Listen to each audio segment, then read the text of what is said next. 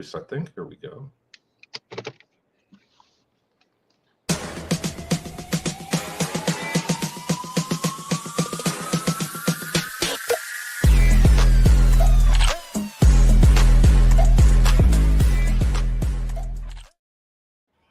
Well, my apologies, dude. That went straight to online and no 30-second countdown. My bad. So Yeah, we who are needs a live. countdown?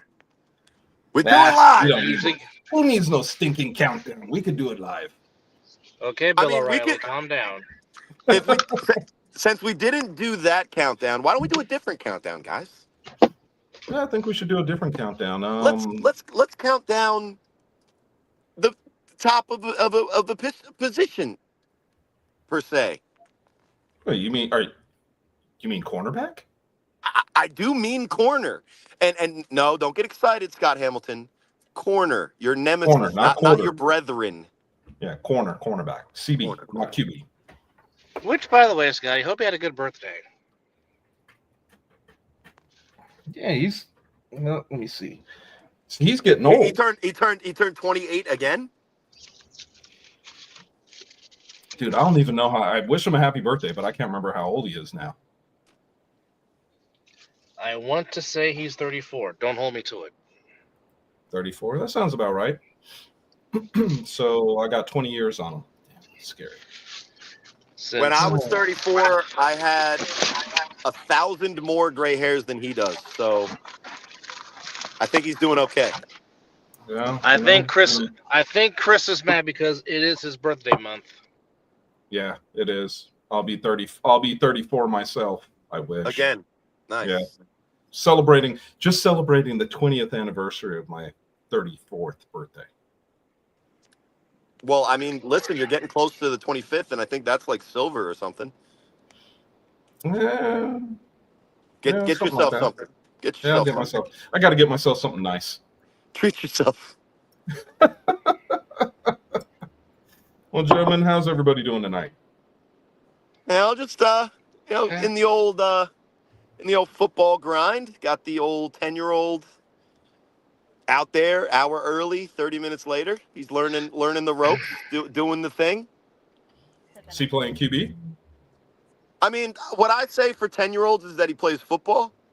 So he's been throwing the ball nice, but he's also got to learn to block and tackle and run and do conditioning and all the nice things. So does he play quarterback? Yes. Is he a quarterback yet? I don't know, man. I don't even know if he could diagram me a cover 3 right now. Could you? Cover 3? Yeah, so yeah, not yet. I could Not yet. diagram He's you. got- Oh, okay. I thought you were talking to me. I was like, hell yeah, I could diagram you a cover 3. I mean, when you were 34 20 years ago, I think you could too. But, he's 10, so we're working up to it. Don't say that out loud. They're going to clown you in the comments. Clown them in the comments. I won't show them. True. I won't show them to my kid. Why?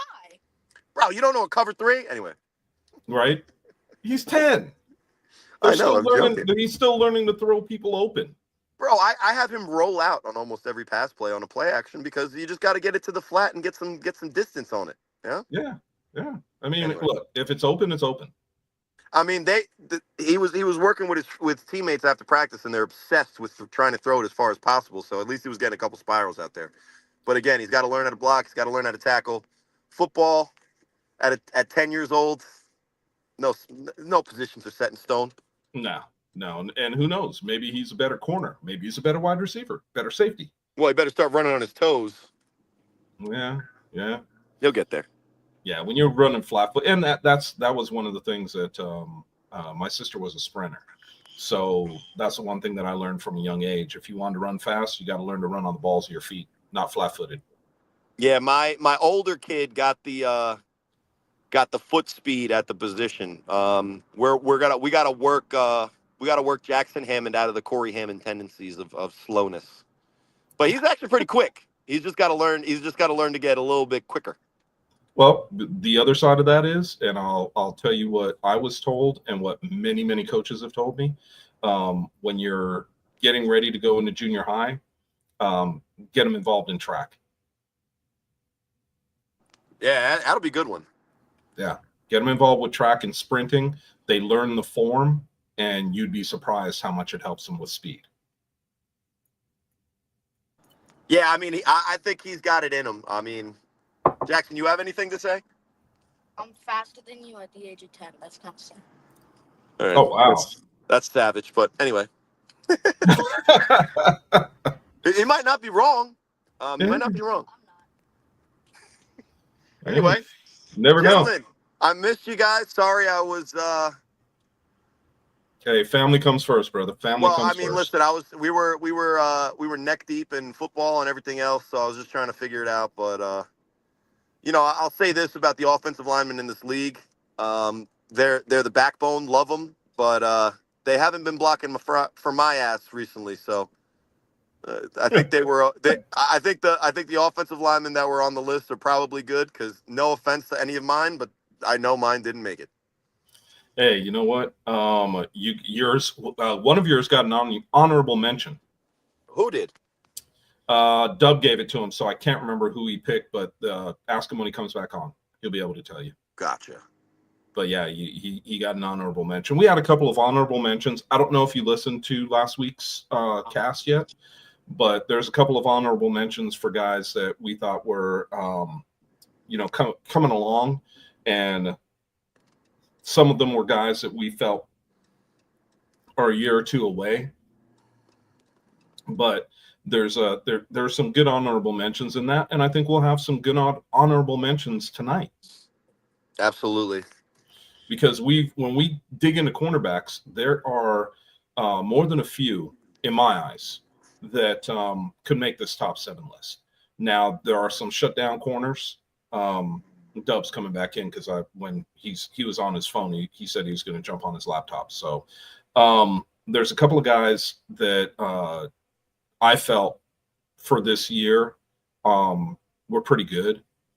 And I also think that there's some guys that deserve honorable mentions, but I also think there's some guys that we can argue where their placement is within the top 7. Yeah, I think one of the interesting storylines, corner-wise, was BIC, right? And I want to kind of put it in perspective for those that aren't necessarily specifically aware, that maybe were either more Vegas focused in their games of the week watching, or just hadn't caught regular season and late season BIC. But a team that last year, not this past season in 2025, but in 2024 last year, had a collection of guys that both statistically and reputationally were some of the best in the league. And some of these names that I'm going to say sound like they should already be on this list. But when you look at who BIC was throwing out there in crucial situations, like favorites of mine, guys like H3 Frazier and Syer Hancock, and a guy that wasn't even on BIC, and he had joined my team. I don't know if we'll actually list him or mention him, but BIC went from having one of the deepest cornerback rooms to having to throw out Ashante Worthy, Kason Campbell, and Sterry Codrington at times. And it's just interesting how volatile a list but there's one be. you forgot. There's one you forgot. Well, Riddick wasn't even in for more than the 2 games. No. I'm talking about for the playoffs. Oh, okay, go. And where he played, because you're forgetting about Bagway. Right, and honestly, yeah, I mean, Bagway is the same thing as Riddick, is a guy that just kind of comes in, has the talent, does the thing, and we're talking about guys that were on this list at the top of the list last year that weren't, I wouldn't even consider had enough of the playing time to even be considered this year on the champs. And then you look at a team like the defending champs and the runners up this year. Yeah, there's guys that were outshined on their own roster by rookies. And last year, if you asked us who the best corner in this league was, it's probably a guy that we might not even consider the best corner just based on statistics and output on his team this year. So it's an interesting position. I think talking about it tonight is definitely going to be fun to talk about. Yeah, we got Mr. Duncan joining us, Mr. One Shug Light, that is joining us. What's up, fellas? I saw you pop in and pop off a couple of times, so I wanted to make sure you were good to go. And once it said your audio was in, I'm like, okay, he's on. We got him. Holy shit, my camera works. What happened? And now he's No, it disconnected. don't. Hey, holy shit, my camera works and boom, he's gone. What just happened? Yeah, that's a lie. If there's two truths and a lie, that's the lie. Right? Okay, there So he is. I think But there you go. I don't know Camera's what still not happened, working. man. You just were gone. Dude, I have no idea what's wrong with this mystery machine. I feel like Scooby-Doo is trying to find ghosts with Shaggy in the background. I got nothing. But legitimately, I can't get my camera to work on StreamYard or Google Meet until 2 seconds it worked and then went away and shut down the microphone too. So I'm just going to pretend that you guys can see me and you love my new haircut. We can't see you, so we'll tell you that. But we can hear you, and that's all that counts. That's what I said. I'm going to pretend you can see me. Ah, got you. I missed the pretend part. My bad. So I already told you I love the new haircut. So you already know what I said with that. Thanks, man. Yep. And you can see the avatar. You went full clean. He's right, because it's just got the little man in the middle with the bald head. You look like you got a clean cut there, D. And now he's gone again. There he's gone. Anyway, so much like some of the guys from last year's list, they're here, they're there, then they're gone. One guy I kind of want to shout out for the cornerback position. Play. Camera's working. There he is. Now he's do we have the audio? Oh, there he is. Do we have the audio? It should last at least. It should last at least another 5 to 10 seconds. There you go. And then you're gonna be. That's gone more again. than enough. Can you hear me now? Yes, we got you. Yes. I like it. No. So wow, Corey, I haven't been on the show in quite some time, so thank you guys for holding it down and providing all the entertainment. Oh yeah, you got to have the laugh track too. Every once in a while you got to have the cheer, just to make sure everybody's still paying attention. But yeah, my son roasted me, so that's good. It's a good way to start the show. Yeah, so you missed it. His son roasted him. I love it. I appreciate everything you do for us. Yeah, Corey was talking about his speed and his 10-year-old, and his son said, "I can run faster than you run now." Ooh. And did you race your 10-year-old and lose, Corey? Yeah, it was good. It was good. I appreciate it. Yeah, he got you. Is what it is. Honestly, I'll break kayfabe. I'll break kayfabe. He's out of the house. I told him to roast me, and he's tired from practice, so I gave him material. So well, it was about. I give him a C+ on execution. He could have been a little bit more animated, but he's working in there. I'm calling BS on that right now. It's better when I don't break kayfabe. Yeah, I'm calling BS on that right now. He'd probably be close to beating me. Good, Damn. good. I should always be called out. You never know. It's a 50-50 chance with me. But I do want to talk about the corners in the league, and the first guy I kind of want to shout out, as we're gonna kind of have to meander through this list, and by the end, I'm sure we'll have a good list for you. But to start off, I want to give credit to the guy from the Gold that sealed their first ever win as an organization. Oh, now, Mr. I'm not LA. familiar with his name, but I have seen the clip plenty of times. And, if we're talking corners here, I don't know if he makes the list based on his body of work all season. But that moment, that's the moment you need from a corner when you're looking to go from a team that's close to a team that's, closing it out and getting wins for you. When you need it most to get the interception and to finish it off with a pick six, that's what you need from a corner. And if we're starting a list with an honorable mention, I think whenever we can bring up the Gold in a positive light, I think it's a great way to kind of approach A7FL talk. So shout outs to him. Shout outs to getting that team off the schneid, and now they can build to start kind of stringing them together for 2026.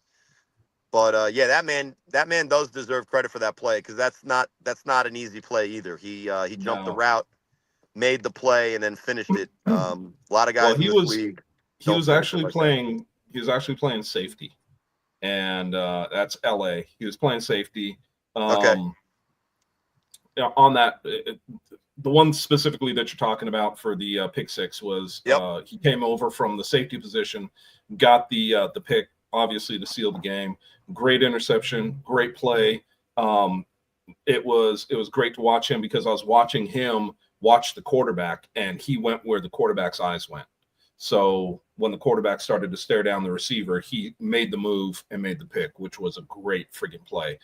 He also played quarterback and wide receiver. Nice. I mean, listen, kid made the play when it mattered, and when you're a D-back, that instinct is the difference between being good and being able to affect the game with turnovers, right? So Yeah. when a corner and Corey, enunciation, because it almost sounded like you said D-bag. I will. My bad. Maybe that's some coded language there. Is these are my biggest nemeses other than the Maybe. defensive linemen, maybe. Maybe. But honestly, I say this all the time. Mentally, the toughest position in the sport of football is quarterback. Sometimes offensive line at the higher levels, but definitely consistently it's more quarterback. But You know what? I would physically, say right behind that is corner. well, physically, the most demanding position, talent-wise and physically, is Mhm. when you're out there on an island. The guy in front of you knows where he's running, and you have to react to him quick enough and with enough athleticism that you don't give him space. I mean, other than hockey goalie, that's one of the hardest tasks in all of sports. Oh, couldn't agree Um, more. and that's why I think you'll see, like I was talking about some of the guys that I respect as players, that when you look at their body of work this season, they were on this list for 2024. I don't think they crack it in 2025.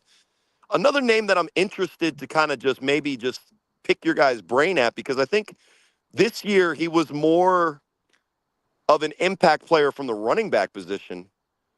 But let's talk about Oh, Mr. Cool Case Shepard, yes. who is a Yes. corner that, consistently is one of the guys we mentioned in this league at that position. But Yep. what do you think his output at corner was this year with all of the reps that he was getting at running back? You know what? And I'll be very upfront with you. I don't remember more than a few plays of him at corner. He played a lot of running back, which was his original position, not cornerback. And so it's interesting to bring him up, knowing that he, if I'm not mistaken, and please correct me if I'm wrong, he was in our top 7 last year at corner. Yeah, he was definitely one of, and he was solidly in the top 7 at corner. Yeah. I think that, he's not, I don't like, I was just double checking with you guys because obviously you see a little bit more of the games than I do. Yeah. Well, when yeah. I watched Obviously, your with us on stealth, the West Coast and you on the East Coast, yeah, you see more of the East Coast games. yeah, We see more I of the think West Coast games.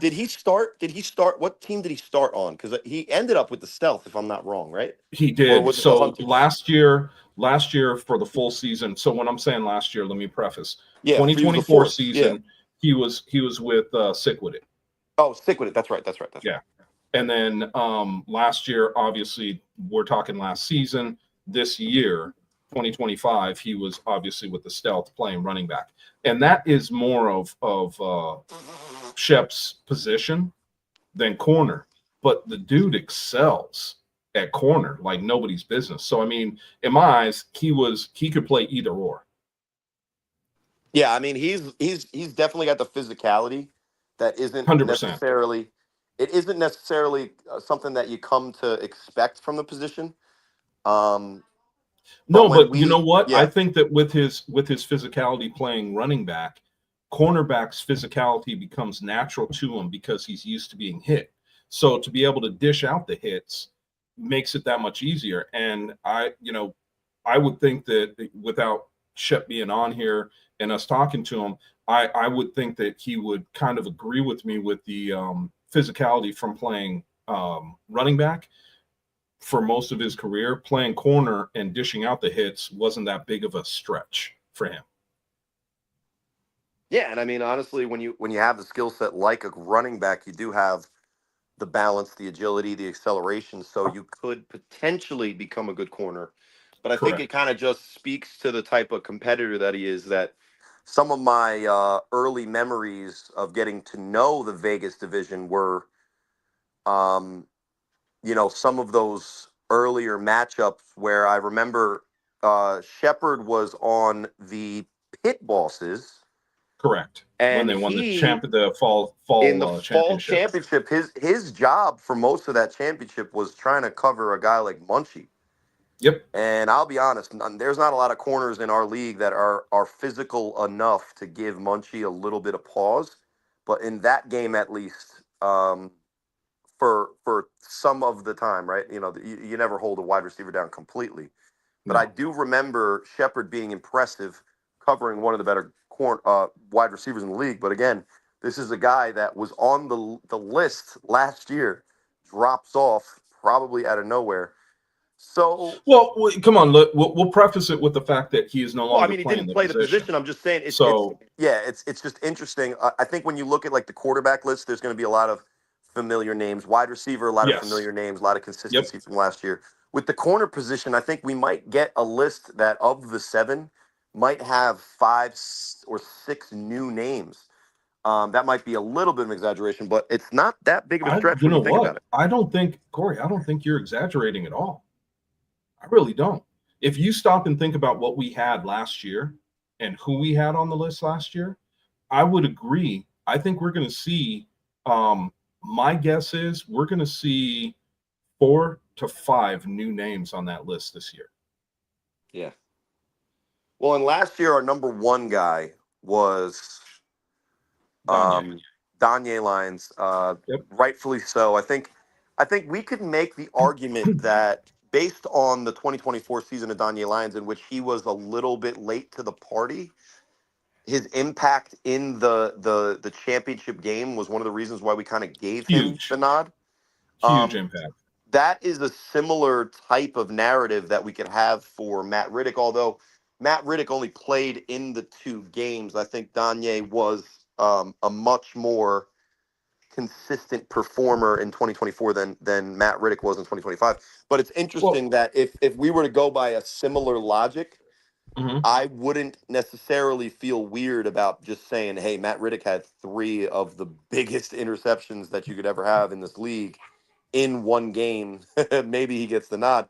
But it's interesting again, the type of impact even just a guy coming in and dominating one game could make. But let's start to try to we've put got to talk, and we've got to think about this as well, because I've had a few minutes that I was able to kind of look at the interception leaders as well from last year. Yeah. And to be honest with you, it would be hard. I would find it very hard pressed that there aren't some guys from that list that were the interception leaders that would be high up on this the top 7. So I'm not saying that they're going to be number 1. I'm not saying they're going to be 1, 2, or 3. But what I'm saying is I understand where you're coming from with the championship. But what I'm looking at, even though we did put Danye at number 1, but it was more for all around play. Because if you remember, I don't know that he was number 1 on the cornerbacks list. Corner list. He was number 1 overall. Yeah. Well, and so, you give him a chance at a return. Yeah. And you see why. Yeah, not a shortened field and where somebody could throw it out the back of the end zone every damn time that they have the ball. Exactly. So what let's start maybe trying to just throw some names and then we can kind of list them. Because the more I think about it, the more I look at some of the guys, and it's hard to think of the ones that definitely make the list. But I do want to start with a name and then just see what you guys think about it. Okay. I know he was really only a huge performer in the one game of the week opportunity that he was kind of really a standout. But there's a kid from the QC Crush. His name is Drew Ruffin, and I'm pretty sure he got Anthony Service, a really good quarterback, by the way, from the Renegades. He got him for 4 picks in one day. Now, I think I may be Oh, exaggerating wait, hold by on, one hold on, pick. hold on, hold on, hold on, hold on. Yeah, His name was what? Drew Ruffin. So I know who you're talking about. I Yeah. watched the kid, but if he got him for 4 picks in one game, why isn't he on the interception leaderboard? I may be exaggerating the amount that he had because I know that Service threw 4 picks. I don't know if Ruffin got all of them, but I know that Ruffin at least got 2. I think it's definitely 3. And I think what I heard was he might have got 4.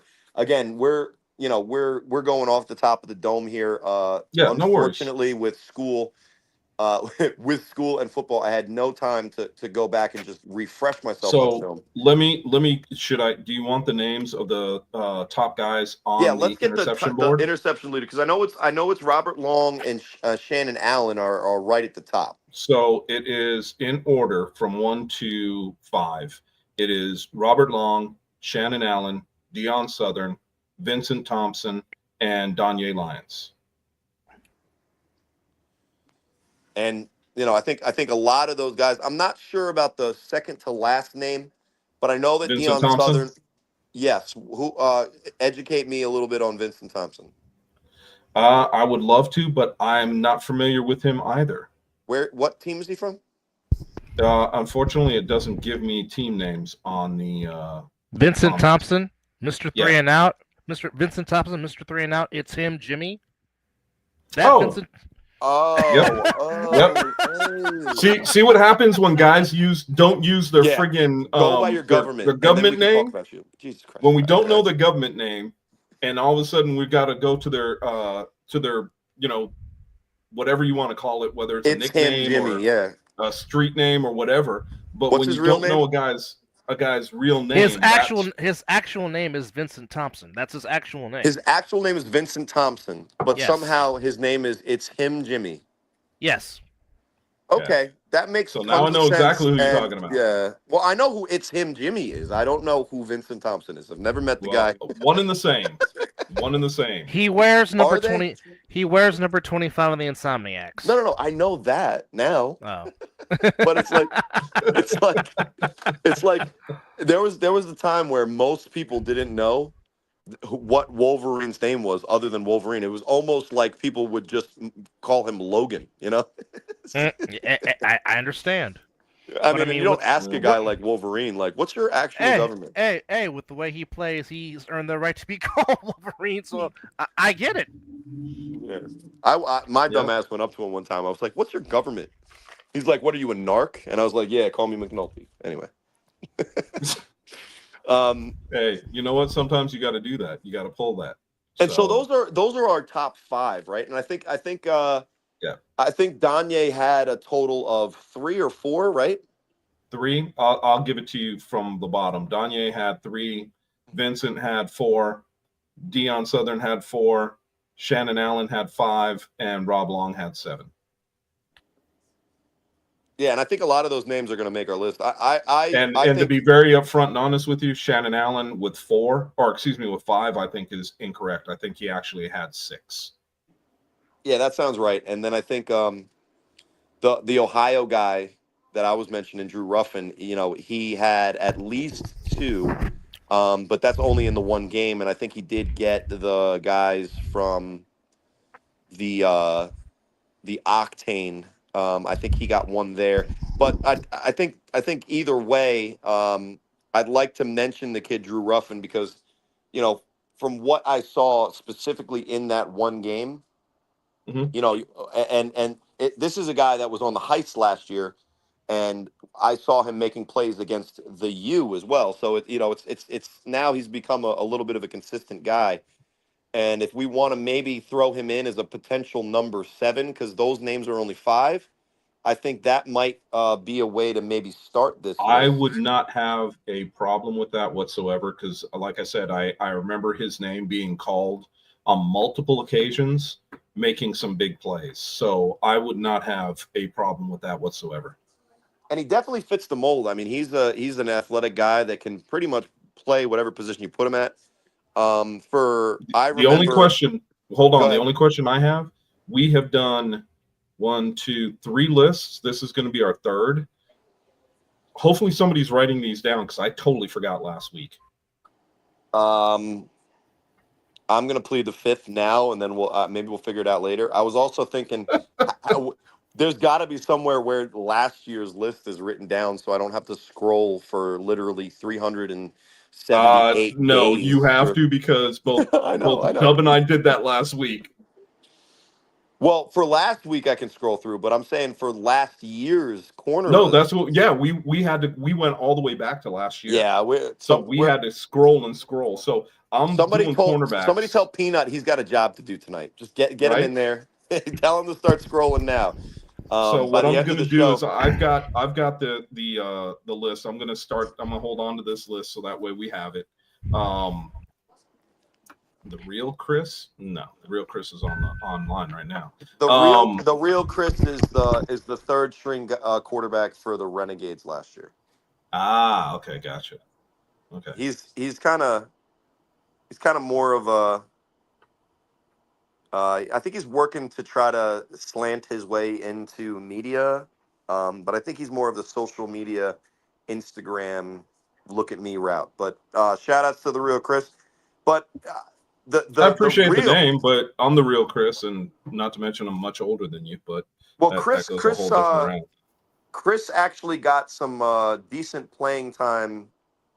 Well, he was going to get some playing time for the Animals when David Tenner got knocked out last year, but he had a short stint against BIC and then had to come out of that game. But great to see him in the chat. Also, shout out to RTU. Always good to see our guys out here, showing us a little bit of love. Now, RTU, I wanna get RTU's take because as a corner, I think his input will be interesting because he played some corner for the Watchmen, who in 2024 were known as the team that had a lot of good corners, but none of them really stood out and made our list. So I'd love to hear from him who he thinks the standout corner was this year potentially for the Watchmen. Well, not only that, but I mean, let us know who you thought the standout corner was overall. Yeah, overall. And is he going to be on our list? Well, because I'll say this: shout outs to Keith Salmon's RTU, who, while playing, I think he had a pick, a big pick in the playoff game against the U. Now I might be mixing that game up with a different game, but I know RTU was out there playing some solid corner as well. So it's good to see him here. He was probably waiting for his name in the honorable mentions, but Manny Diaz. Chris, we already know. BIC. We already know. We talked about that 2 weeks ago. Yeah, you're a little late to the party, man. Yeah. We knew that the day of the championship when he was sitting there on a freaking sideline. Yep. It was only all it was and if I'm not mistaken, all it did for us was when somebody else had said it, it kind of fortified the situation, and then we heard what happened. So yeah, we announced that 2 weeks ago. But thank you. Yeah, you got any more moves, Chris? We'll take them. Let us know. Which, by the way, fans, going forward, in the New Jersey players page, in the Nevada's players page, we will put up a poll, and you decide and vote on which position we should tackle for next week. So again, the page or the poll will be posted on the Other Side of the Ball Network Facebook page, but it will be you'll be sent a reminder to both players' pages saying, "Hey, go to this page and vote." So y'all can decide. You, the players, decide which position, as the real Chris says, the U is rebuilding. You decide which position top 7 we talk about for next week's show. Which, by the way, a happy milestone to us as today we celebrate our 150th episode of The Other Side of the Ball. About to get syndicated. Right? Right? That part. Yeah, I don't know who's doing the syndication part, but that's all right. Figure it out later. RTU is going to syndicate our show. He'll be running reruns. Yeah, I think people are afraid to come on this show compared to RTU, where they can say whatever they want. But it's kind of funny because you can say whatever you want on our show too. But seems to be a little bit of fear factor. I don't know if they want to be given the platform to be in the spotlight as much as they want the the stage to argue, which I think is there's You a know what? lower bar of coherency when you're just arguing with somebody as opposed to trying to give A analytical take? takes. Yeah, But I mean, would I'm agree. also just using 3-syllable words to sound smarter than I am. So it's 6 one, half dozen the other. Really, at the end of the day. Um, what other corners am I potentially overlooking? Because I'm thinking in the New Jersey division, there are guys, right? We talked about Matt Riddick, and I don't know if he makes it or not. I mean, to tie Danye Lyons for interceptions on the season, which I don't know if that number is 100% accurate, but to tie Danye Lyons on the season with interceptions in one game head to head, you know, big time work. But again, you only play 2 games for a team. I don't know if you make these lists. Shout outs to Riddick. You know what? I'm gonna say this. You guys let me know your thoughts on it. But my thought right away for that is that I don't know that I can. Yeah, did he do a hell of a job? Yes. I'm not going to say anything negative about that. What I will say is I have a hesitation because it almost was like he was a hired gun because he only played in the playoff games. Yeah, and he didn't even play in the Vegas playoff game where, Exactly.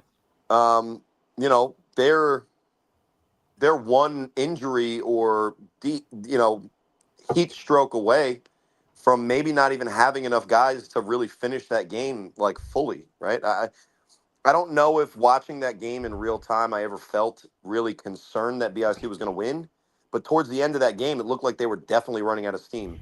And I'll tell you who wasn't. It was the quarterback and wide receivers for Sickwood, and a good corner could have helped. I'll tell you that. Right. Um, but I will say this: when thinking about some of the guys that should make this list that aren't on the interception leaders list, Mm-hmm. and And don't get it twisted, folks. We're not going to just go off the interception leaderboard and oh no, say, I "Hey, mean this is where they are." it's a good barometer of where Yes, guys should or could be. exactly. But I do think that a guy that's not on that list that I'll mention, I don't know if we list them, but a guy that I had, I mean he intercepted me, so I know there's one.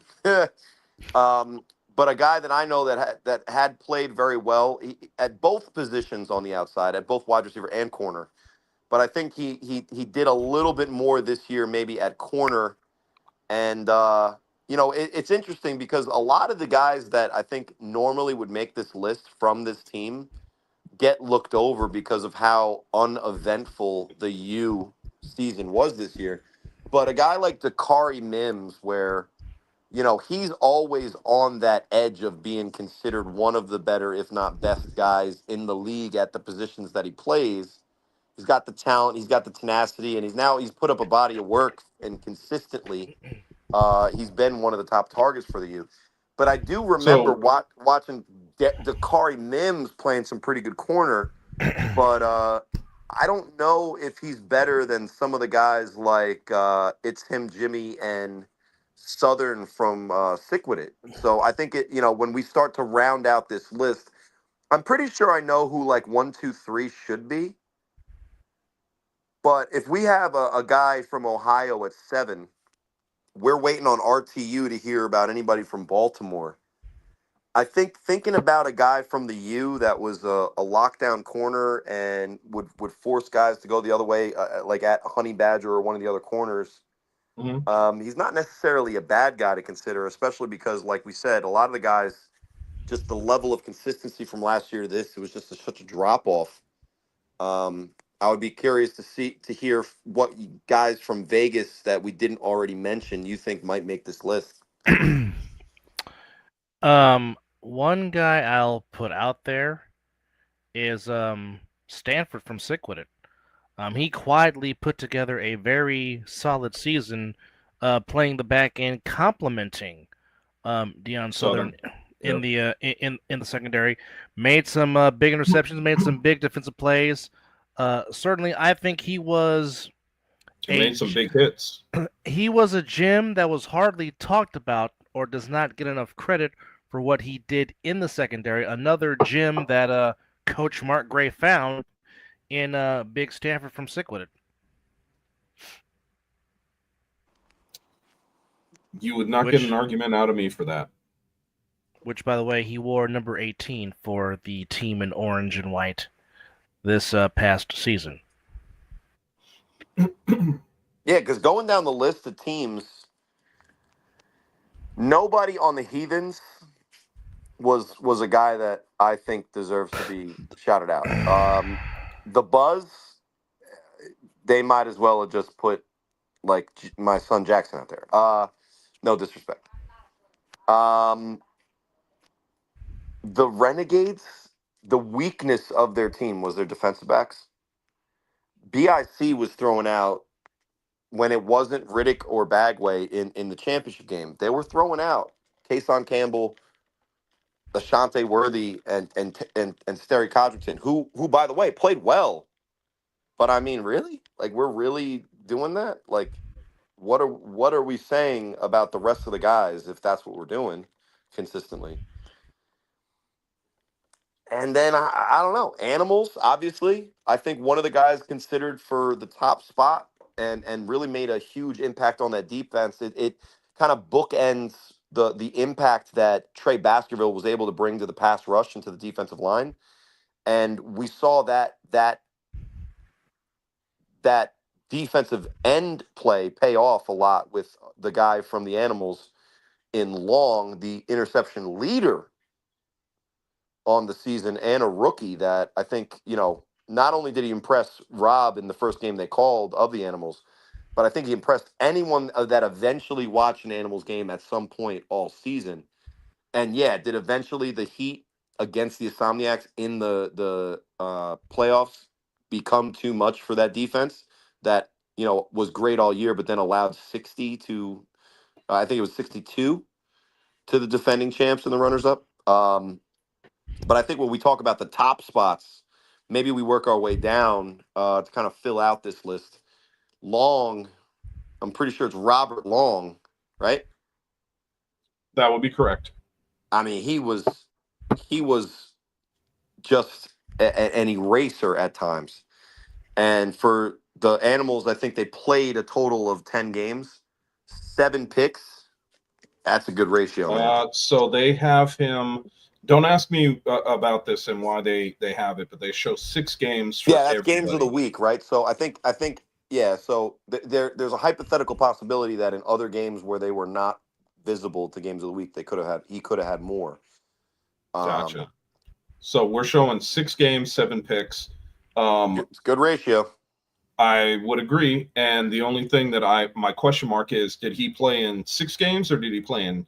Let's not count the playoff games, but did he play in 6 games or did he play in 10? Well, I'm pretty sure he played in all of them. The thing is that when Cole gives us the stats, he's giving us the stats that he can confirm. Yes. So it's similar to, like, I think Shannon Allen Prime had maybe more than are listed. When you ask Cole how many touchdown passes I threw, he can't include the 2 that I had against the DC Buzz. They happened, but they can't be included. But the point is that you just, whether it's the stats or not, when you watch the impact that he made on the field, he was the one that made it hard for offenses to feel comfortable just airing the ball out. And you're talking about Rob Long, right? Yeah, because if you really look at it, year over year, 2024, that's one of the worst secondaries in the history of the A7FL, maybe. And not by personnel, but just by output. In the playoffs, the 2 playoff games that the Animals lost in 2024, they let up an average of, I think, like 75 points. So that's Corey, too much. That's the too question. much. The question is, for me anyway. We've got number 7 in Drew Ruffin. Who would you put it? Not of the Temptations, by the way. No.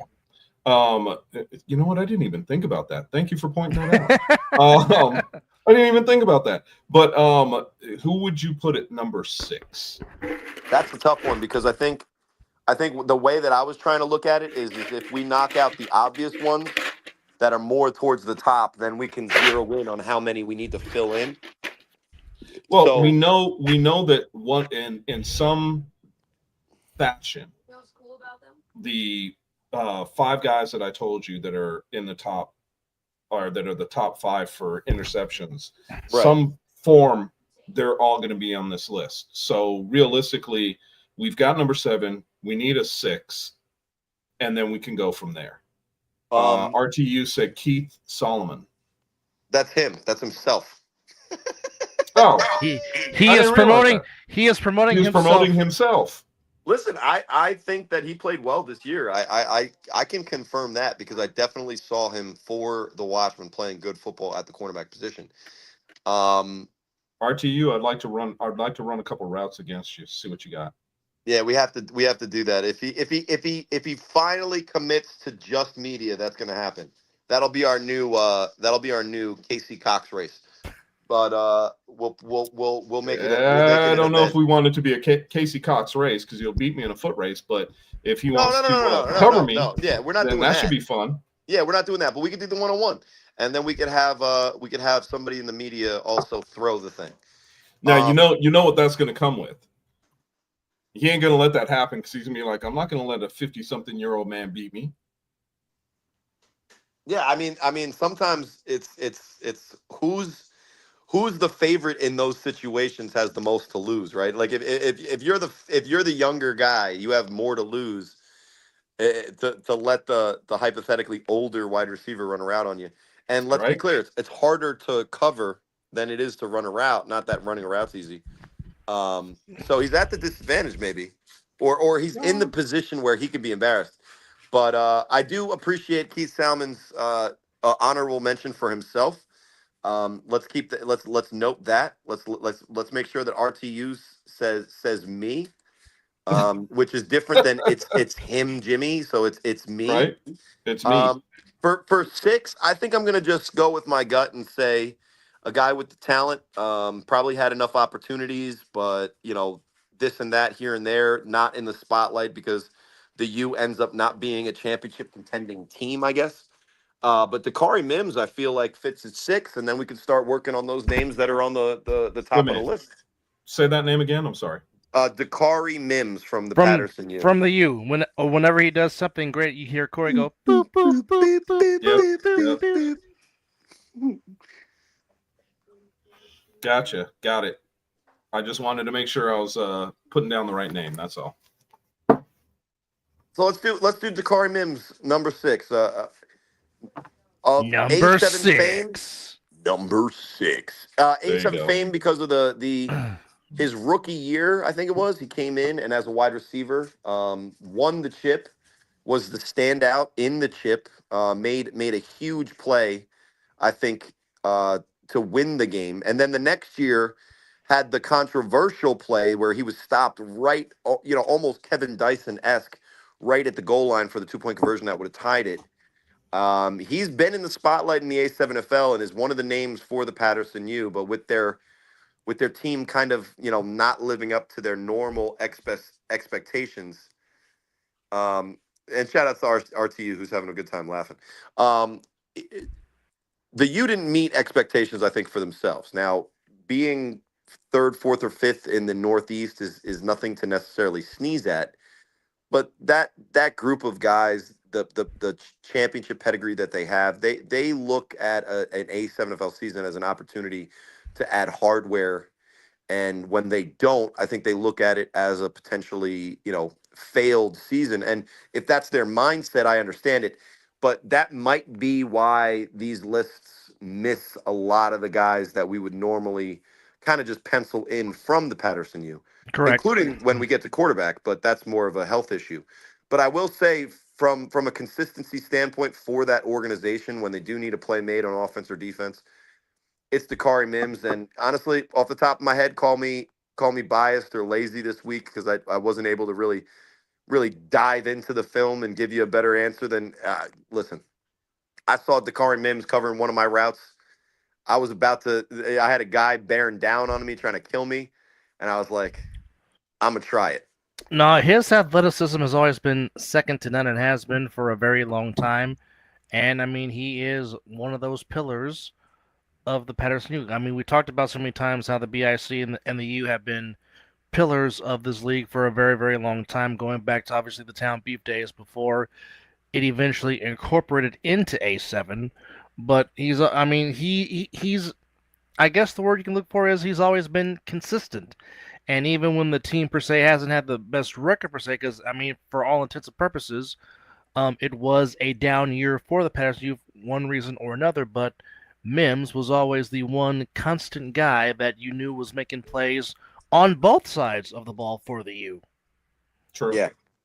And like I was saying, when I tested him, guys, when I took that chance, when he baited me on the stop route, and I knew he was purposely baiting me, and I tried to see if my arm strength could do it. Spoiler, guys, I didn't. He caught it and he brought it back for 6. So, you know, in a day where I threw 300 against the U, that was not one of my finer moments, and I should have known better. I should have known better, and I will probably not likely make that exact same mistake again. So what you're saying is your arm strength isn't quite that of one Mr. Will Franklin. Well, I don't know if Will Franklin would have hit the same pass. I mean, Will's got a cannon. I love Will, but dude, look. I'll tell you this, Dub. You might you can laugh, but when we were in that tournament, no, dude, that dude has a freaking cannon. No. Will Franklin had some zip on the ball when he threw it in that flag tournament in Bullhead City. I was like, where the hell has this been? And why you're not playing? And then I realized why he didn't play, because there were some balls that he should have caught that was very catchable that he did drop. Will, you're my guy. I love you, but damn it. The ball hit you in the wrong spot. Hit you in the damn hands. But I mean, listen, if he's playing quarterback in the A7, he doesn't have to worry about the snap licking flags, so he'll be fine. True. No, but I mean, he had some zip. He was accurate. And he's mobile. He can move around. And more importantly than all of that, and of course Corey knows this better than anybody, he gets the ball out very quick. Yeah, which is something obviously you have to do playing in the quarterback position, is see it and then let it rip. The thing about Will is that between him and Corey, so you can always tell a real quarterback, not as a knock against Will. Will has a friggin' cannon, but Will throws the ball with that same speed no matter what. Whereas Corey knows when to put touch on the ball. Yes. And that's when you can tell a real quarterback from a guy with an arm. That's right. Yes. And my Chad Pennington arm is makes it a lot harder to be as successful as sometimes I am. That unfortunately was the downfall. That's why you got to throw with anticipation, my brother. Oh yeah, listen.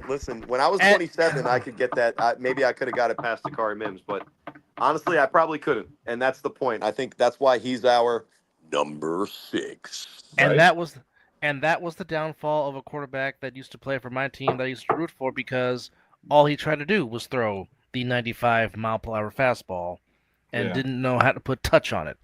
Who, Jeff George? And sometimes you got to put touch for your wide receivers. What quarterback are you talking about? I'm talking about one. Colin Kaepernick? Yes, he had no touch whatsoever. Everything he threw was a 95-mile-per-hour fastball. Even John L. I'm sorry, who was that? Kaepernick. Oh yeah, dude. I mean, even I still hear it sizzling. Even John Elway, as hard as he threw, knew how to put touch on the ball. And Elway had a cannon. And Brett Favre, too. Yes. Oh, excuse me. Brett Favre. I'll say the ultimate cannon, but couldn't do shit with it, is Jeff George for me. Well, that's because Jeff George was a head case. But that's a whole nother story. But he could throw bullets. But I will say this: even though he was a head case, even though he didn't play on some not good teams, he did put up some stats for the Falcons and the Raiders. And heck, that's when he had matured. By that time, he was a little bit more mature. True, but what I'm just saying is, like, he had the bitch back then. He had one of the ugliest throw motions, but damn it. No, the ugliest throwing motion that I still seen to this day is Bernie Kosar. Well, that's because he's lefty, too. The lefty thing always just throws me off. No, Bernie was a righty. Who am I thinking? Bernie was a Oh, I'm righty. thinking of Scott Mitchell. My bad. Yes. Yes. Which by the way, Yeah. there'll be plenty of Scott Mitchell awards given out on the Mizzle and Dub Show during the padded football season. Wait a Stay minute. tuned. Wait a minute. Hold on. My bad. Hold on. Wasn't Steve Young a lefty too? Yeah, He Steve was. Young lefty. Yeah. But Steve Young for a left-hander had one of the prettiest throwing motions for a left-handed quarterback I've did. ever seen. He looked. He And threw I'm the not ball left-handed like most people throw it right-handed. And I'm it not- looked normal. And I'm not saying that as a homer. I'm not. I'm just talking about as far as mechanic-wise and release for a lefty. No one threw it better than Steve Young. I mean, Stabler was accurate, but his motion was a little bit quirky. Nah, But Mark Brunell was one of those really accurate lefties. he was too. Yes, he was. As far as lefties goes, it's tough because you really break it down. It's like the most explosive thrower as a lefty is Michael Vick. The most efficient is Steve Young. Correct. The most concussions would be Tua. No, I'm just joking. You ain't wrong. No, you're not wrong. 6 concussions and counting. Shout outs to my guy. You know what's funny? I saw a video of Tua. Hold on though, Corey. Hold on. You're missing a big one that is a young man too, which is Michael Penix Jr. I'm interested to see because honestly, I liked him at Washington. Right? He was at Washington, right? Michael Penix? He played he played his last year at Washington. Previously, Correct. he was at Indiana. Yep. And now he's a Falcon, obviously, in the NFL. But I will say this: the game that he started on Sunday night against the Commanders, although be it in a loss, some of those throws he absolutely threaded the needle and was accurate. I think he could be interesting this year. Can I say one name? Yeah. Can I say one name real quick that will probably that when I just read this blew my mind because I didn't know he was a lefty?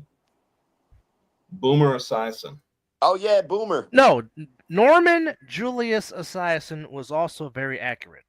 And Julius. That's crazy. I never knew that. Yeah, that's his name. Norman. His real first name. Norman Julius Esiason. Yes, is his actual name. Norm. But nah, Boomer could sling it for sure. He was very accurate. Tebow. We forgot about Tebow. At college, I love Tebow, man. That's what I tell. I had to say it because when I saw that kind of made me giggle. And Scott Mitchell.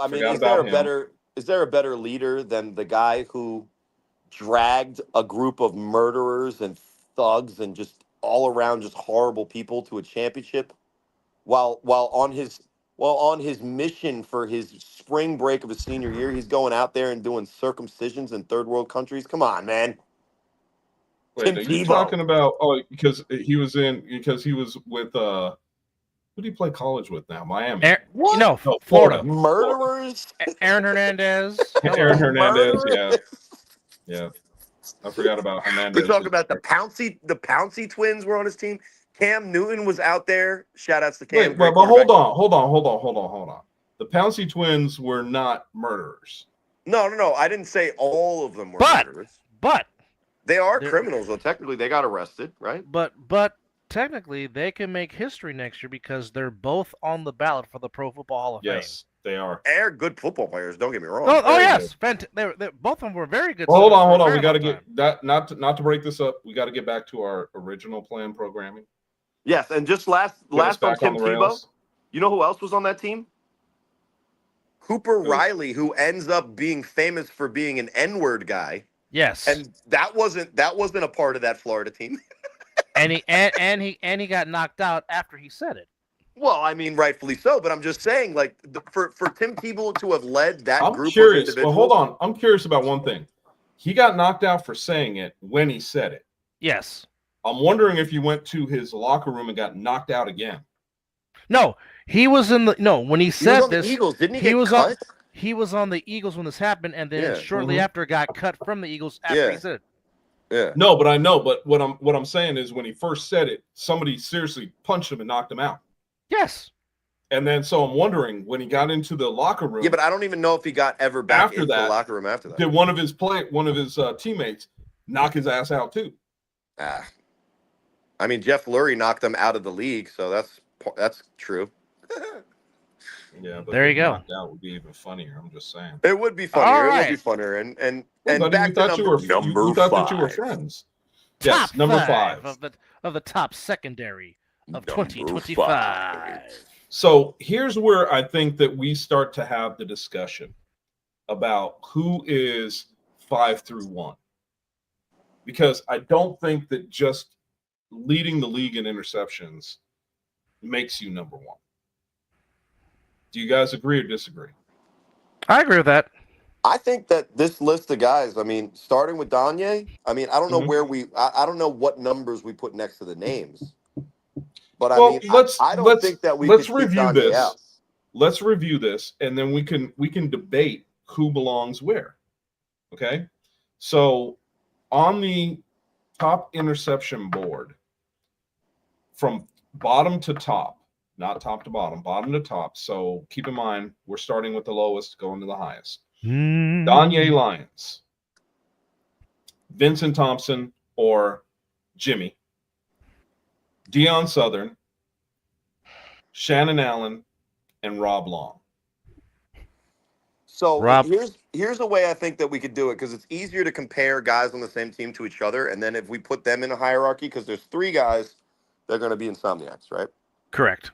So Yes.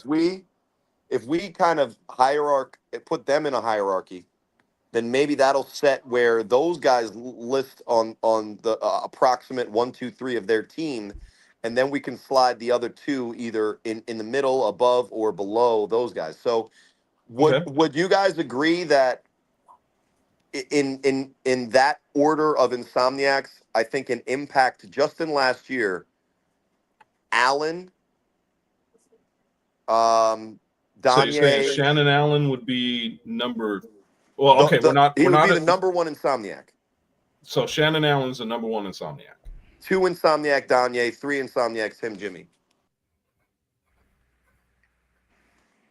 Does that seem out of place? No, but let me ask you this question. While I was away, because I was having technical difficulties, I don't know if you guys mention him as an honorable mention, but in a sense, you're almost missing a 4th Insomniac, because William Coswell is also very deserving of being on this the league. same damn thing. I mean, and it's like, even on his own team, it's like, who are you going to put him over? Are you going to put him over Jimmy? Are you going to put him over Prime? Are you going to put him over Danye? Yeah, but you know what's crazy? This is the exact same thing we were basically talking about last year with the runner-up in BIC. BIC lost the championship, and they had a list of corners that would be, considered among the tops in the league last year. Yes. And then now we're doing the same thing, same situation, obviously, mirror reverse, right? Yes, yeah. But I think Carswell to me is one of those guys that is the poster boy for jumping up on the list, because I think he was either 50 or 49 on our list last year. Yeah, he was in the 40s. Listen, I won't be surprised if he's close to 10. Now I don't know if he makes 10, but his impact on the Insomniacs I think he'll is be in the huge. top. I think he'll be in the top 20 for sure. The thing here's the thing. He is one of those players that you could put in the top 7 at a cornerback and the top 7 at wide receiver. Correct. And Well, how about this? and as a returner. Yes. How about this? Because honestly, I do think that just based on pure statistics, it's going to be really tough at wide receiver. I do think that he's one of the better, talents at that position. But I think based on the Insomniacs and just the depth at receiver, I don't know if statistically he's going to even be above Munchie. Not to mention David Clark. So, it's going to be tough to have him in the 7. Who is a better corner? It's him, Jimmy, or William Carswell? Go. I give a slight edge to Vincent Thompson because Jimmy has just better technique and footwork. Well, and that's what he focuses on. So he goes in there, and that's kind of what he plays. And then I've seen Carswell even almost play like a safety kind of. He can play. So here's the thing with Coswell, and here's the problem with him as well. He is just an athletic freak Yes. that can play. And keep in mind, Yes. Carswell is 6'3". Yes. He ain't short. No. But the fact that he can play corner against damn near anybody in the league says a shitload. Now, keep in mind one thing.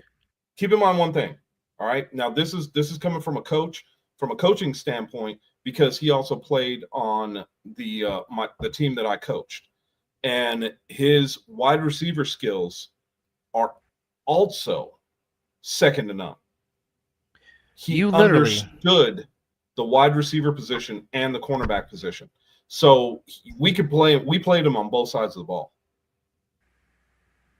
So my question to you both, I understand where you're coming from. I understand what you're saying. He deserves a spot on either at corner or wide receiver. Tell me which one. Well, how about this?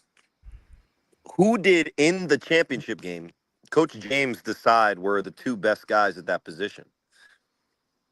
Who were the guys that were in that game were consistently the ones that were in? Because I remember Carswell had a lot of time at corner. Prime was in a lot of time at corner, and it almost seems like those guys got equal time as much as Danye did.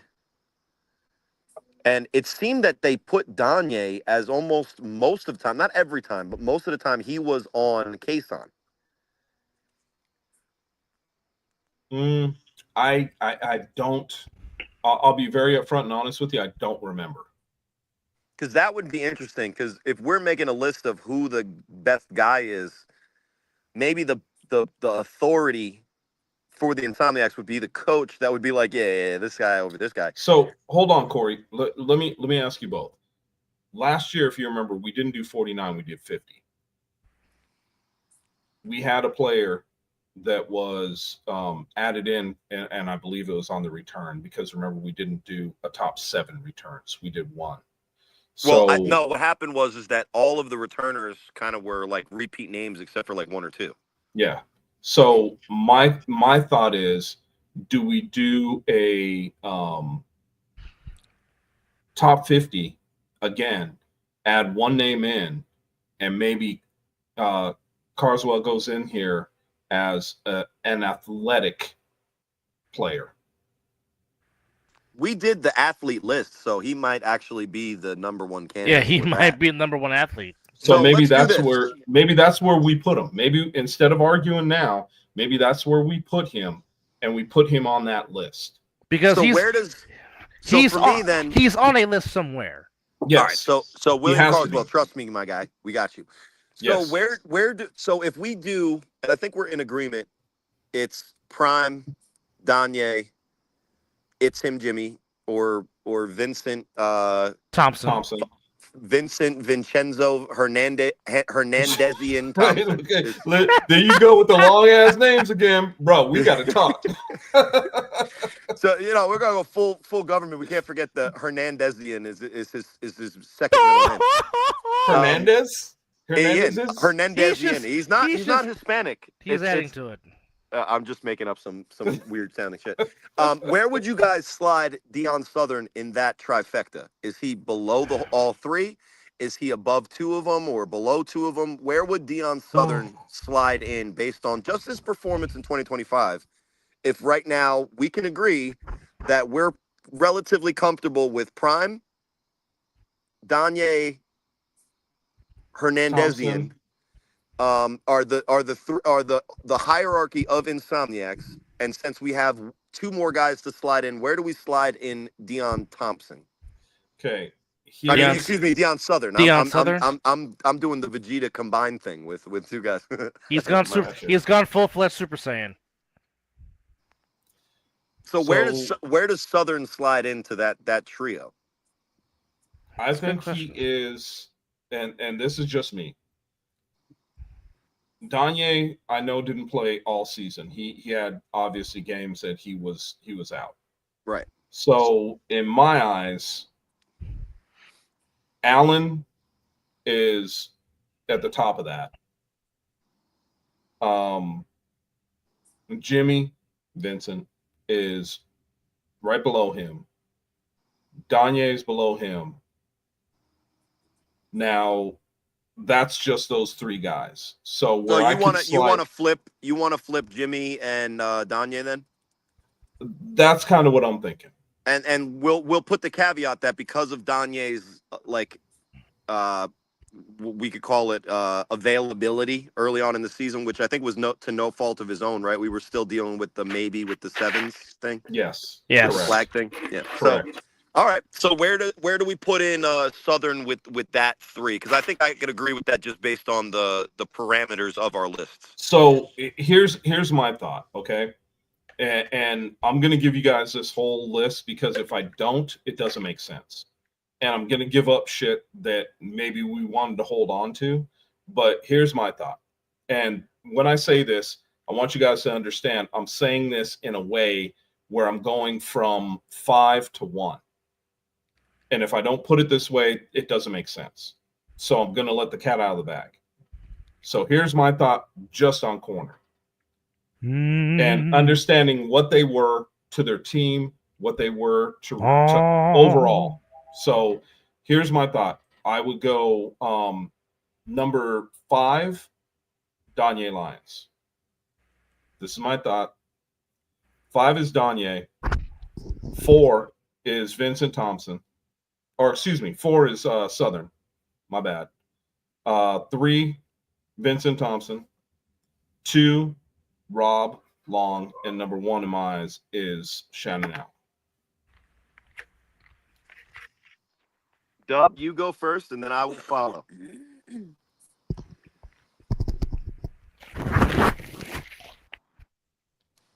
Dubsters. That sounds very accurate. Now, my Okay. only question would be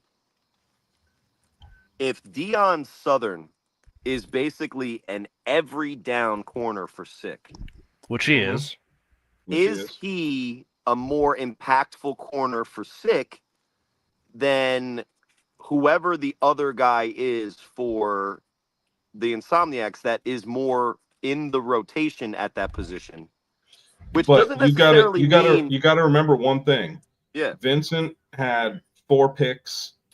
Dion had 4 picks.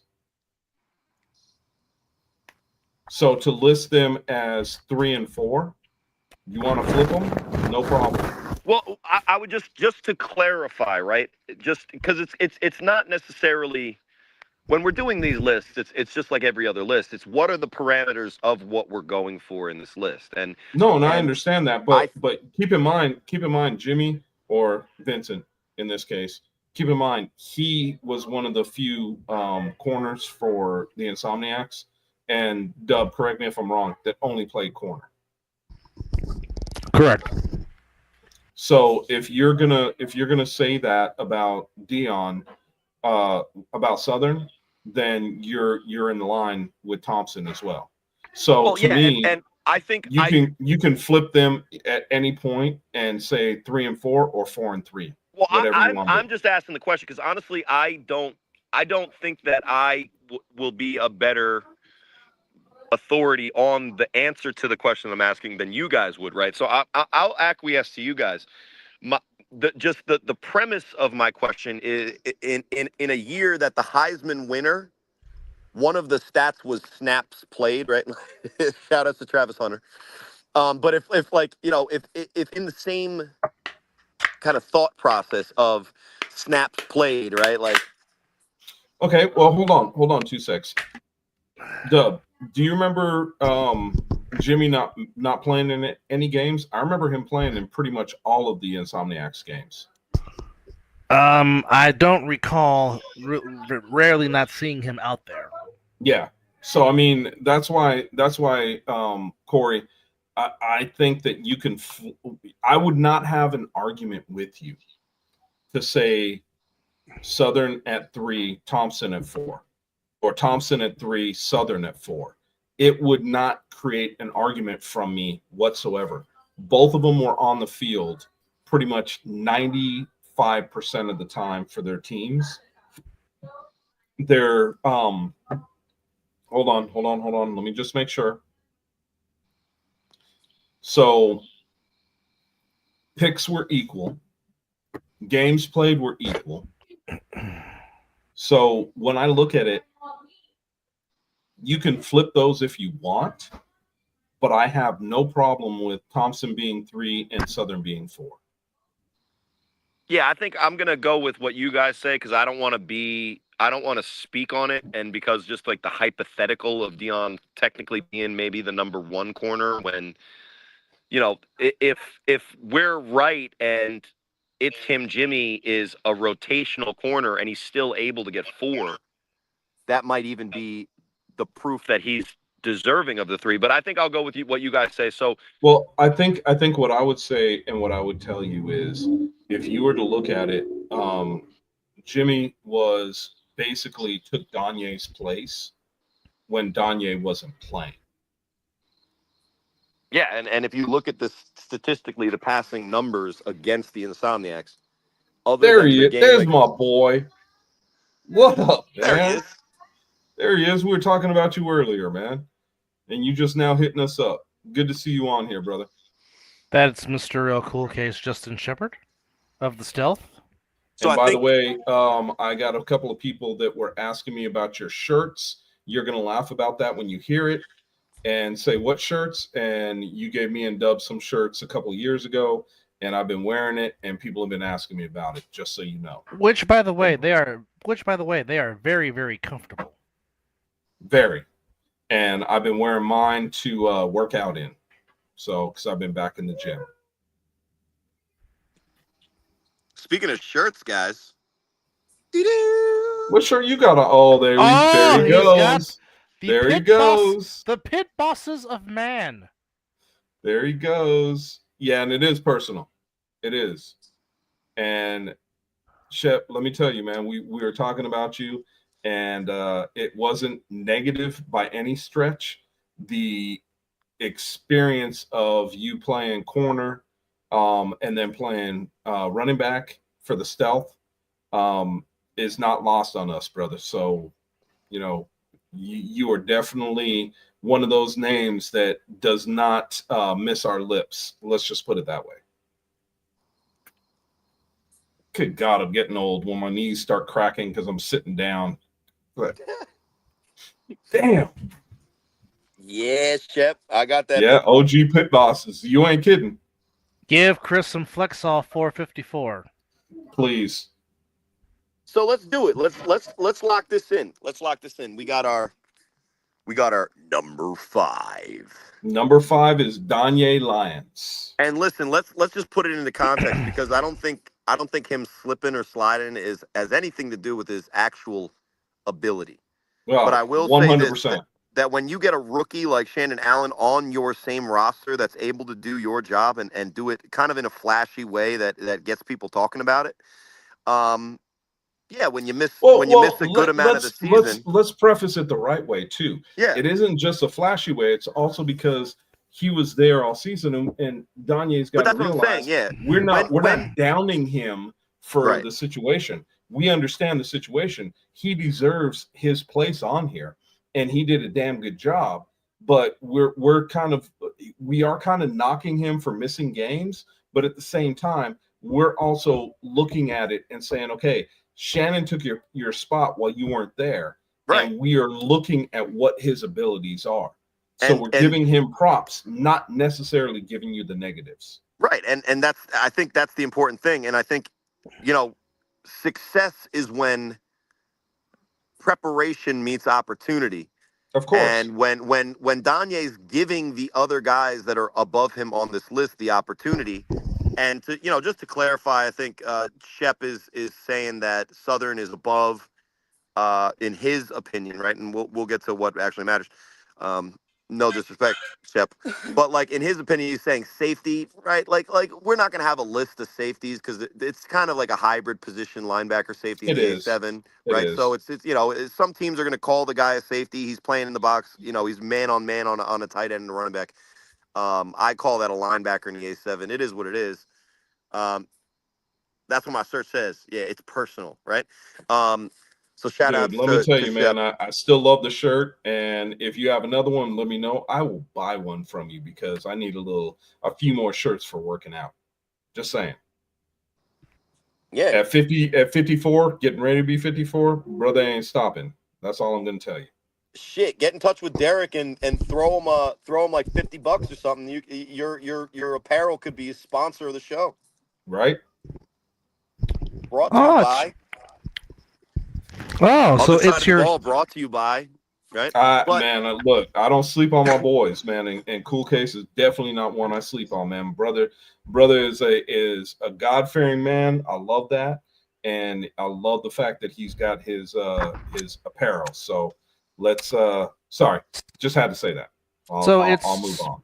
So it's your Randy White birthday this year. Nice, the Manster. Oh yeah, 54. You are correct.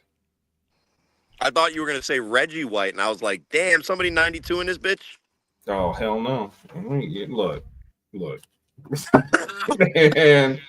man, don't make me smack you. Birthday month is here, and I'm negative as possible. So let's just keep rolling. To stop being negative. Dub, when you get to my age, you'll understand what I'm talking about. Hey, when you wake up in the morning going, damn, my knee hurts. Why does my knee hurt? You'll understand. Hey, I pray to get to 54, as my granny used to say, keep living, and that's what I plan on doing. Dude, use it or lose it. She's 100%. Let me tell you, Mom's 83. I'm listening to Moms. Anyway, so we got Danye at number 5. Number 5. Number 5, which means that number 4 is Deion Southern. Deion Southern. Let me tell you, I would filter. Yes, and I would love to say something about Deion. The fact of the matter is, man, this boy is off the chain. That's the biggest thing I could tell you about him. Deion is the one corner, and Dub, if I'm lying, you tell me. But Deion is the one corner that is going to play your best wide receiver each and every time. He says, on the board. He says, give me that matchup. Obviously, not afraid to press up, not afraid to press down, but also not afraid to get in there and tackle the running back. Mix it up. In the backfield. He's one of those guys that's going to come downhill, and if you ain't paying attention and you don't have your head on a swivel, he's going to knock it off your shoulders. I mean, I'm just telling you. We always talk about versatility with these guys in our league, and sometimes I think it's forgotten about just how versatile Deion Southern is, because not only does he play center field for 6 defense, but he's in a sense become their top 3-on-1 throw-off guy for the 3-on-1 throw-offs. And sometimes, every now and again, he will get back there and return one on the 3-on-1. So, I mean, it's just... And when he's back there, look, when he's back there, you can see it in the opponent's eyes. They're fearful. Deion is one of these guys that if I'm going to start a team, and I have no problem saying this, if I'm going to start a team, not only is Deion going to be on my team, but he's going to be one of the captains of my team, because I also think he's a leader for sick. My opinion, and I could be wrong, but that's my opinion. No, a guy like Southern, you definitely find a roster spot for him, because he can help you in so many different ways, in so many different various positions. And like I said, he's one of the team. I mean, you see him on the sideline, coaching up guys, trying to encourage them when he's not on defense. So I mean, he is, and that's what I'm talking about as a leader. He is definitely, thank you for pointing that out. He is definitely no problem. He is definitely some guy you find a spot on your roster for without question. Without question. Yeah. He is one of those players that if he is in the NFL, he would be that player literally coaching up his replacement. Literally. He is not going to have any problem with that. He wants all the guys around him to be as good as he is. And that's why Deion Southern is our number, Corey. You can say it better than I can. Number 4. Cornerback on our top 7. Number 3. For your needs. Number 3 is going to be one Mr. Vincent Thompson, also known as Dub. It's him, Jimmy. And this man is Vincent another one of those Vincendo players. Hernandezian Thompson.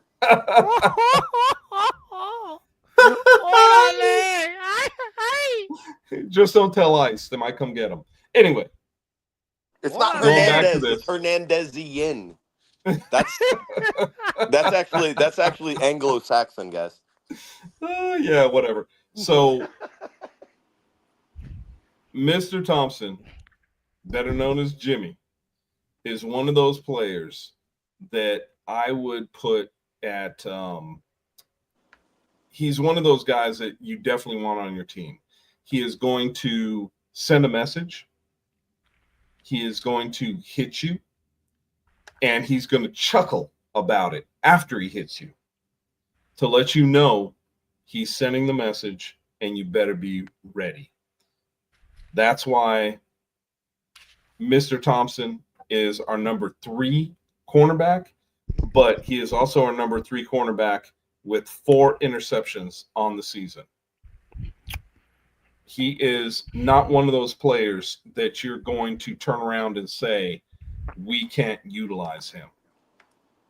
His physical style of play, and very rarely do I make this comparison, but with the way he hits and the velocity that he does hit, it kind of reminds me of the late, great Sean Taylor of the Washington Redskins. Very much so. Thank you for that, because I was trying to think in the back of my mind. I was thinking about that, and I'm like, who does he remind me of? And because of the way his style is, he does not – he's one of these guys, and I would say he was a modern-day Ronnie Lott or a modern-day Sean Taylor. He does not care about his body. No. He's going to hit you with everything he's got and every pound that he has. And I mean, when you look at him, you think he's like a $125 soaking wet. Right, and he's not. And he's not. He is not. That's a strong man for his body frame, for lack of a better term. And if you see Jimmy laughing, run the other way. Do not because come if back. You're not running the other way. He's laughing because he's about to knock the dog, you know what, out of you. What if you see Vincent laughing though? If Vincent's laughing, you better run double because you just called him Vincent, and guess what's going to happen to you? I'm just telling you. I'm thinking like as you guys are talking about him, I'm thinking, is he more menacing when he's Jimmy, which sounds kind of like more of like the hey, what's up, Jimmy? Oh no, Jimmy. he's more menacing as Jimmy. Vincent. He's more menacing as Jimmy than he is as Vincent. Well, I think that it's him, right? He's in that mindset. Him. Yeah, but it's if him. it's just Jimmy, that sounds like a guy that you go and you play like polo with. They're like, hey, Jimmy, what's up? Vincent? No. I don't know. That could be an issue. Looking at Jimmy as a polo guy, when he knocks the dog shit out of you, he's going to be standing over you laughing. It's almost prepared. I've learned a long time ago that my place is not running routes over the middle of the football field. So luckily, I only run the risk if he's coming from a blitz from the defensive end. The defensive back position that he plays. But I will say that as our number 3 defensive back, number 2, and is Mr. Go ahead. Yeah, Robert Long, I think, deserves all the praise that he gets. I do think that it's interesting that the 2 top guys on this list are rookies. Oh, yes. And I'll say this as to why. I think one of the things that helps younger players in our league play the position of corner effectively is not having any idea who the guy they're playing is. Now, that sounds counterintuitive in a sport where like watching film and learning tendencies is important to performance, in my opinion. Right, like when you as like for me as a quarterback, if I know the tendencies of a defense Corey, or who, I like where your head's at with that one. because for a corner position, having the mentality of, hey, I'm him, as we were just saying about our number 3 guy. Yeah. I'm the guy. I'm going to be able to go out there and cover whoever it is in front of me. I think that's kind of a hidden benefit of being a rookie at that position. So, for instance, when Shannon Allen's playing sick with it, he doesn't know really who Darren Palmer is other than somebody that he needs to cover. So he's not already has a mindset of. I'm sure he got an airful, though. I'm sure he even lost some of those matchups head to head if he was standing in front of a guy like Darren Palmer. Because I mean, DP is not a wide receiver to mess with. No. Former cornerback that understands route tree and understands running that route tree. I mean, DP is one of those guys, and I get what you're saying, Corey. Yeah. And I would back that up. You are correct, because if you are a corner facing Darren Palmer and you know who he is and what he is, you can definitely be one of those guys where that impacts you mentally. Yeah, The game, and listen, the game within the game. Well, and having the confidence at the cornerback position might also more easily stem from the ignorance to the ability of the guy across from you. Because if you know that Darren Palmer is one of the best wide receivers in the league, and you treat him as such, you might not play as aggressively as you would if you were just, I'm him, I'm going to play my game, fuck whoever's across from me, I'm better. And I don't know if that's exact, because I haven't asked these guys specifically, so I don't want to say like from an authority standpoint that's the conversation that I had with these guys. Because you gotta go back to the old days. You got to go back to even the NFL nowadays. Cornerbacks have to have no memory. Oh yeah, like it's like a relief pitcher. Because if they get beat, they got to let that go. Yeah. And the thing about it is, you are 100% correct, because these guys that don't know who these players are come out and they play. And I agree with you. It is better not to know who you're facing. Just go out there and be physical. Just go out there and play the game. Right. All football players, especially if you're young and you're learning, watch film. It's probably going to benefit you. But I think in this specific situation for these 2 guys that are at the top of the list, they're out there making plays because they're playing corner and they're not covering the great whatever enter name here. But you also have to have that short memory as far as what's going on, because in reality, we have 11 routes that a wide receiver can actually run, and it just depends on what you're showing them. And the fact of the matter is, when you have these guys that are out there playing this game, and that's why I said I would challenge any of the cornerbacks, even at my age, to cover me, because I understand how to run routes and I understand what you need to do to get open as a wide receiver. What you need. Can the body still do it? I don't know. I have no idea. The body. But it would be fun. It'd be fun to find out. So for Robert Long, I it's a guy that I did not ask these questions to. No. I would say that was a benefit for him, is that he was just going out there.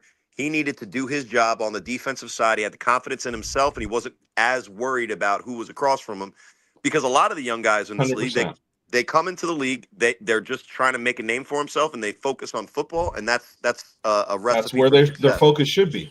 But I think it'll be interesting, because when we, as we're at 10:04, so we're pretty close to the wrap-up time. Yep. Robert Long had a hell of a season. We're 4 minutes over the wrap-up time. No, I know. Right. That's why I'm trying to wrap up. So Robert Long is a potential Rookie of the Year candidate, a potential Defensive Player of the Year candidate, and is solidly an easy minimum number 2. You could argue he's number 1. But I think the number 1 guy I did have that conversation with, and where Shannon Allen is the perfect example, in my opinion, of a guy that walks the line of confidence and overconfidence. Because when I talked to him after the championship game in Asbury Park this year, well, technically it was in Jackson. Shout outs to Six Flags and Top Golf apparently. But when I talked to Shannon after the game, he had both the mandatory confidence as a player that plays that position, but he also had the humility that he wanted to prove more, that he wants to go back and work on his craft to get better, that he has seen now the level of what championship A7FL football is, and he wants to become a name in this league. And I think that I agree 100% wholeheartedly with the Shannon Allen as number one, because having that conversation, not only does he have the athleticism, the flair, and the ability to put it out there on the field and produce. But when I was able to ask the questions and kind of pick his brain a little bit, he has the mentality of not only a guy that's going to be on this list this year, but I have a feeling that he's going to be on these lists for years to come because of the way that he approaches the game and the respect that he has for the talent level, while also maintaining the confidence that he's not scared of anybody else, but he's also not afraid to be humble and know that the best way that he can improve is to get back in the building and start. Who's in the building? Oh, look at this. Carnell Wachter. Hold on. Let me say this. Go ahead. I know that we're up against it, but let me say this. Shannon Allen is the type of player that will not sleep on himself. Shannon Allen is the type of player that is going to do big things in this league, not just on the 3-on-1, not just in the situation that we put him in, the box, if you will, that we put him in as corner, but he is also one of those guys that could be a threat at wide receiver. So when you talk about Shannon Allen, understand the fact that this is a young man that wants to get not just better at defense and offense, but understands this game. And so when I take a step back and I look at what he could be, I think Shannon Allen and Danye Lyons could be the two top corners in the future of this league. I'm just going to translate what Chris and Corey just said, but not in football terms. Be afraid. Be very afraid. Right. K-Wack, you afraid yet? But I will say this. Next week, it has been decided. So there were some votes, and the votes went to wide receiver. So next week, the top 7 wide receivers. Wide receivers next week. Yes. All right. So right wide up my receivers, alley. top 7 next week, episode 151. We're talking about Bacardi. I can't wait for that. Well, K-Wack, you have to go to the poll and vote. Right. And if they you don't voted, like it, too bad. And they voted on wide receivers. So we already, K-Wack, we already gave you your honorable mention for what we called management for your late night DMs to all these players. I know you got R&B on in the background, which is making it weird, but shout outs to you for doing it, for continuing to do it. And you're probably already texting guys that are on the Hawks. So just chill. Just chill out, bro. Just chill. So for Dub, for Corey, I will ask, because usually Dub asks. But because I'm in the first place today, I will say, final thoughts, gentlemen. Hello, Mason. I will say this. It is peak season for Talking Ish with myself, Chris and Mizzle, and also peak season for the Mizzle and Dub show. So, you'll be seeing a lot more of us as the padded football season officially gets going. Well, the professional padded football season gets going tomorrow. And Chris and Mizzle are still celebrating their big upset win in Tallahassee that took place this past Saturday as the Elephants went down hard at the hand of the Garnet Gold Seminole Spear. Bama who? But nonetheless, I mean, the athletes just keep getting better. But it's just good to Well, you got to recruit, Mason. You got to go out Yeah, there you and got to go out and recruit, bro. We can't just send you linemen, You're not going to But- want the ones we send you. right? But I will say, it's She's just got a good. mustache. That's all I can say. I'll say this: it's just good to see new names on the list, new fresh blood in the league, 100%. which is very good to see, and hopefully it can just continue to keep on escalating. Agreed. Corey, final thoughts? It smells like football, guys. It just smells like it. So, I mean, I know that guys like Kenny Mack and Scott Hamilton are out there coaching the kids so that we could pass this beautiful game on. I know that guys like Dub and Chris and Mizzle are just super excited about what this fall will bring us as far as the pros go. But man, I can't wait to see what this A7 flag looks like. So if you haven't signed up, find the thing that Dub can do better, which is the link or the promo code or the Insta Snap post or whatever you got to fucking do to figure it out. Right? But Get on board, bro. it's Get on funny with board. A7. The A7 culture has always been. As soon as those guys on TV start balling, everybody else starts hitting people up. We're like, yo, let's just go out and just do it because I think anybody that we've either mentioned tonight or is watching lives this sport. And Right? when that little change in the weather, when those first leaves, I know you guys don't have trees out there in the desert. Just We imagine them.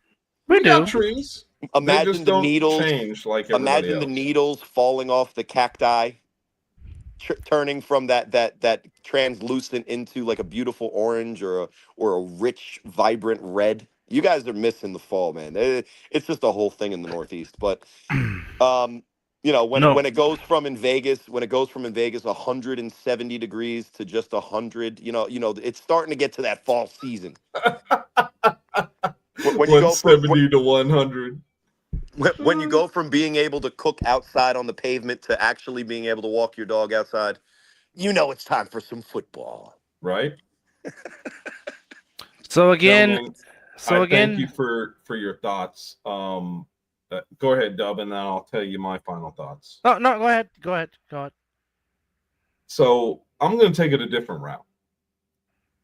And it ain't going to be a long speech. I don't want to make it long. I just want to make it meaningful. In this country, there's too much of a divide. And I'm going to put it out there in the world right now to say this. Stop with the bullshit. Stop with the divide. We need to come together as a country, as people, as humans, and who we are. I got my brothers, Corey Hammond, Dub, that likes to call himself Dub. You say what you are. I love the way you put it. A Blaxican that can't tan.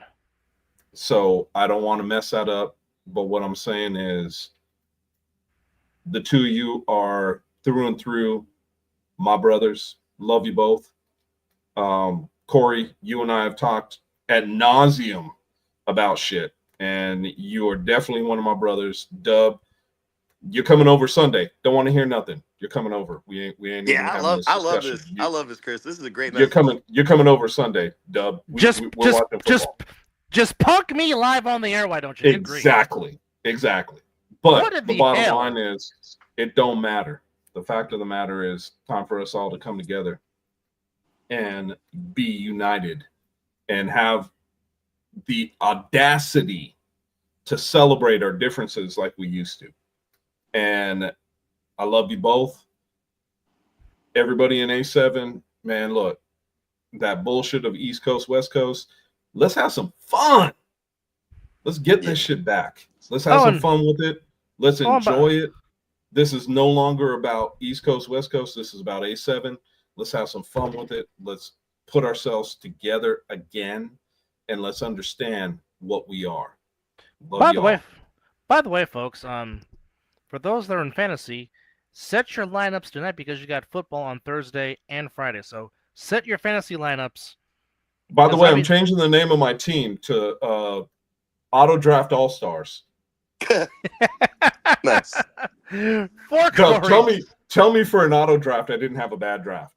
I have to go back and look at it because, like, my boy Brian is pissed off at the team that he drafted, but yet him and JP might have the best matchup because it's almost like an even 50-50 of who can win. So again, for those that like fantasy, set your lineups because you got a whole plethora of games from Thursday to Monday. But anyhow, Can't wait. thank you Yeah, for joining man. us. To finish what Chris said, man. That's the best. What better way could we bring a divided America together than this sport that has always united all types of different peoples and cultures and weirdos and cool guys and football's the point. best, man. Chris Vera for boy. Prime. Chris Vera for Except for Chris you, Vera for Prime Harrison Minister. Bucker. Fuck you, Harrison Bucker. Anyway. Chris Vera for Prime Minister. Anyhow, thank you for joining us on episode 150. Wow. Harrison Bucker, just shut the fuck up. Kickers are barely people, bro. Like, just you're a real man, bro. You're a real man, and you're a kicker, man. Shut the fuck up, Harrison Bucker. But everyone else, Love y'all. else. We'll see you next week as we count down the top 7 wide receivers of 2025. And Corey, enjoy your weekend. Dub, I will see you on Sunday.